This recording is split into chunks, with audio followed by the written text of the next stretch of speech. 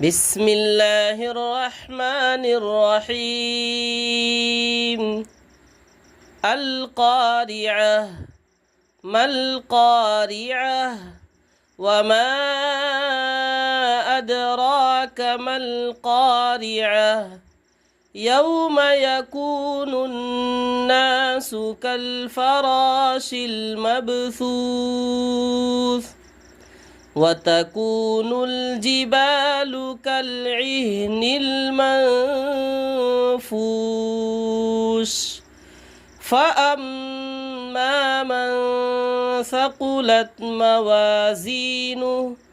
فهو في عيشة راضية وأما من خفت موازينه فأمه هاوية